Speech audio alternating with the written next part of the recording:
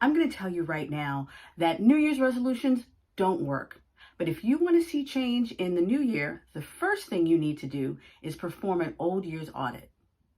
Setting intentions is powerful New Year's magic, but in my experience, the most powerful New Year's magic ritual occurs when you perform them in connection with an old year's audit.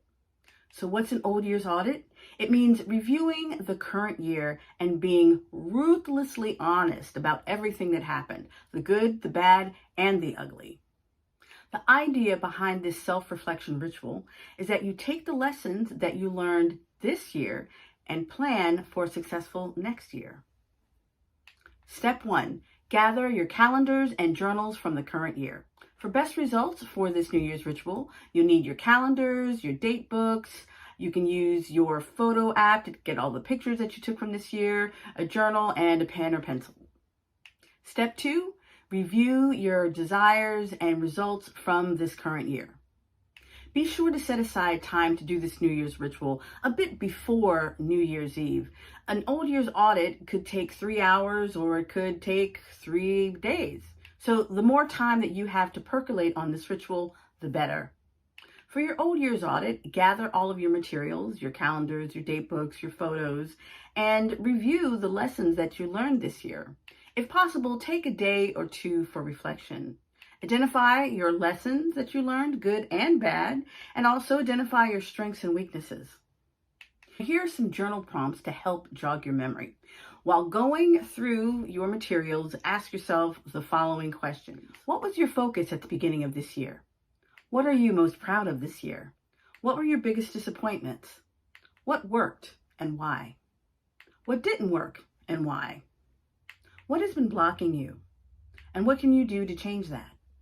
By the way, if you want my entire list of journal prompts for this New Year's ritual, make sure to click the link below. You'll see how to sign up for my free mini planner and journal that you can use to do your own New Year's audit.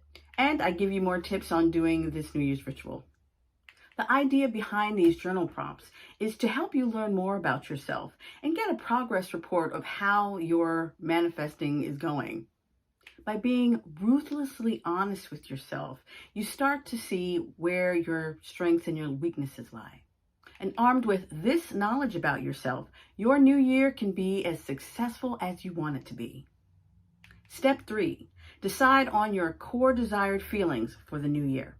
After reviewing the last year, you want to ask yourself, has your vision changed since last year?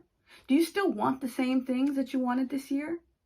By the way, it's totally normal for your goals to change from year to year. The thing that you don't want to do is to go into a new year with old goals that you don't even really want anymore, that you're listing out of obligation or habit. Before coming up with goals for the new year, review your old year's audit and decide, how do you want to feel in the new year? This is called your core desired feelings. In her book, The Desire Map, A Guide to Creating Goals with Soul, author Danielle Laporte, she explains that while goals are good to have, it's even better to focus on how reaching those goals will make you feel. She calls these your core desired feelings, or CDF. For example, your desire to lose weight may have more to do with how you feel about your body and how you feel about how you're treating it, regardless of your size. Examples of core desired feelings include compassion, sexy, excited, interested, etc., etc. By choosing 5 to 10 core desired feelings, they can act as an internal compass for your new year. Step 5, set goals for the new year. After deciding on your core desired feelings, list 5 to 7 goals and identify the feelings that reaching those goals will give you. If your goals are not in alignment with those core desired feelings, you can either change your goals or change your core desired feelings. Step 6, align your goals with the new moons of the new year. Now that you have considered how you want the new year to play out, I recommend aligning your goals with the new moons of the new year. If you imagine the astrological seasons as a giant clock in the sky, you will discover that certain times of the year will be more powerful for certain manifestations. The new moon represents new intentions, which makes those great times of the year to plant seeds for intentions that are in alignment with specific astrological seasons. You don't have to be an astrology whiz to work with the astrological seasons this way. What you're basically doing is choosing the seasons and the energies that each season bring to it, and you're going with the flow. Of course, if you're familiar with your natal birth chart, you can use that information to go even deeper. To offer a basic example, the new moons of winter are Capricorn, Aquarius, and Pisces. The manifesting themes for Capricorn are business, structure, setting goals, and fatherhood. The manifesting themes for Aquarius include innovation, friendship, community, and questioning authority. The manifesting themes of Pisces are intuition, dreams, artistic expression. When you review your desired goals and intentions for the new year, check to see which new moons will be the most powerful for your manifestations.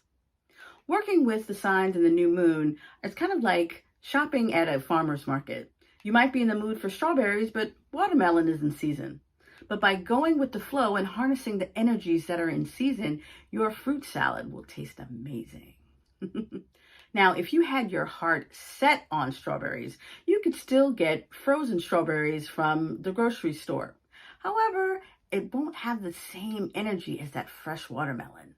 With that same idea, you can perform spells and rituals that are in alignment. And mundane actions taken at those times will also be better able to bear fruit. So if you'd like to do your own old year's audit, make sure to sign up for the link below for my mini planner and journal. And have a happy new year. Now, at this point of the video, you may be wondering how to get from your current you to the future you. You know, the one who has already manifested your desires. Make sure to subscribe and hit that notification bell because my next video will be how to meet your future you today. Thanks for watching, and I'll see you in my next one.